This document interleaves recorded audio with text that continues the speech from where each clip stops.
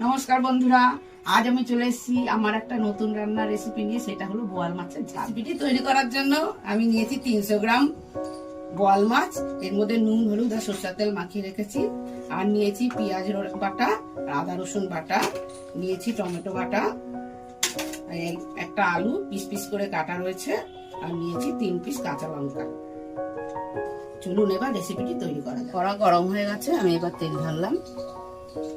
আমি এখানে rice bran তেল ইউজ করছি, আপনারা সরষের তেলও মাছটা করতে পারেন, কারণ এই তেলে কোলেস্ট্রল একটু কম হয়।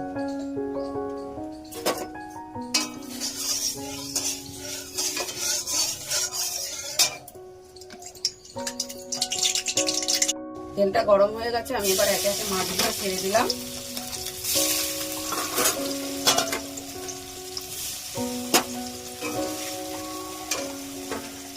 মাছটা যখন নুন হলুদ মাখাবেন, ওর মধ্যে একটু আটা মাখিয়ে নেবেন, কেননা এই মাছটা খুব ফোটে তো, এবং সে কারণে আমিও একটু এতে চাপা দিয়ে দিলাম।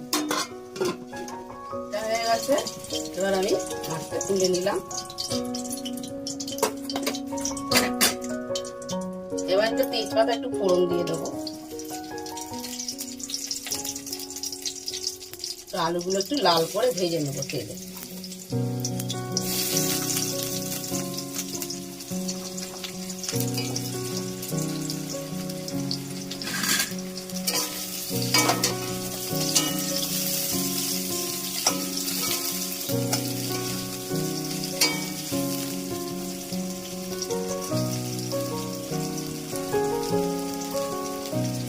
আলুগুলো লাল লাল ভাজা হয়ে গেছে, এবার আমি একটা পাত্রে আলুগুলোকে তুলে নেব।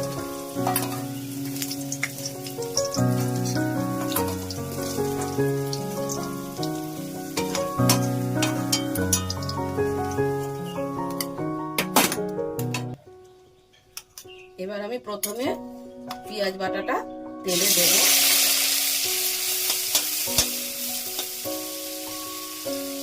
পেঁয়াজ বাটাটা একটু লাল লাল হবে।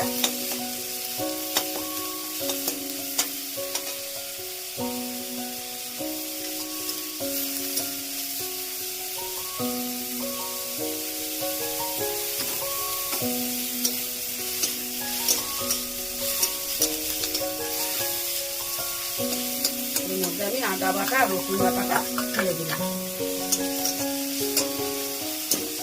সবই লাল লাল ভাজা হবে। এটাকে কাঁচা লঙ্কা দিয়ে দিলাম।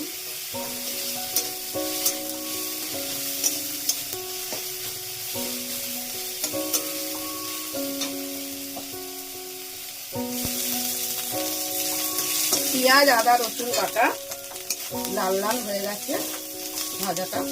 এবার আমি পরিমাণ মতো নুন,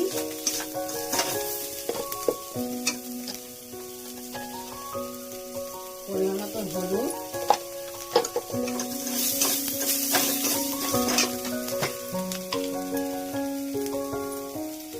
এবং পরিমাণ মতন ধনে গুঁড়ো দিয়ে এবার আমি একটু জল ঢেলে দিলাম। মশলাটা কষা হবে।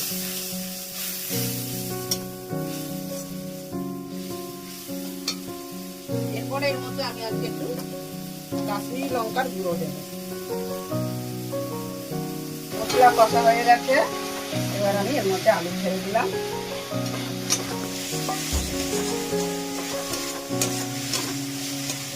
একটু জল দেবো, কষানোটা একটু ভালো হবে।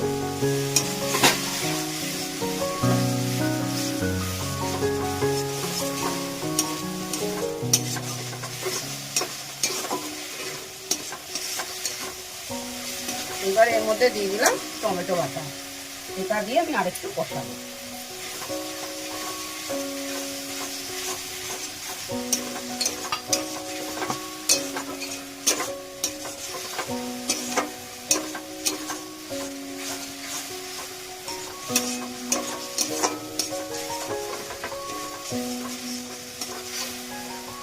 ভাজা আলু দিয়ে মশলাটাকে ভালো করে কষানো হয়ে গেছে।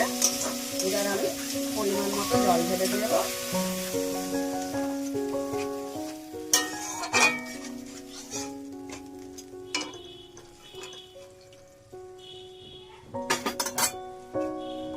এবার এক একটু করে মাছগুলোকে একটু একটু করে ছেড়ে দিলাম।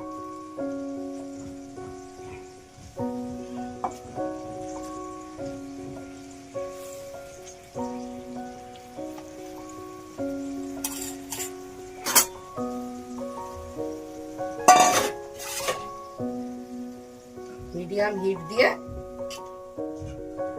চাপা দিয়ে রাখবো 10 মিনিটের জন্য। ঢাকনা দিয়ে চাপা দিয়ে রাখবেন। আমার 10 মিনিট হয়ে গেছে। এবার আমি চাপাটি খুললাম।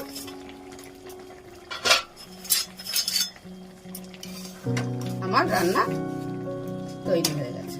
আমি গ্যাস অফ করে দিলাম। এবার এগুলিকে একটি পাত্রে তুলে ফেলবো।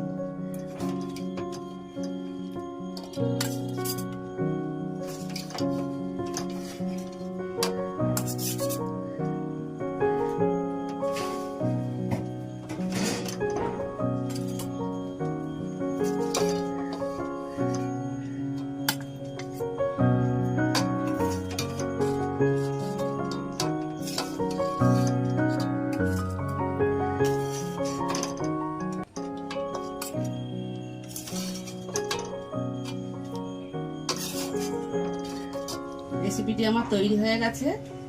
এটি আপনারা তৈরি করে পরিবারের সাথে গরম গরম ভাতের সঙ্গে দুপুরবেলায় জমিয়ে। রেসিপিটি যদি ভালো লেগে থাকে তাহলে একটা লাইক, শেয়ার এবং কমেন্ট করবেন। আর আমার চ্যানেলটিকে অবশ্যই সাবস্ক্রাইব করতে ভুলবেন না।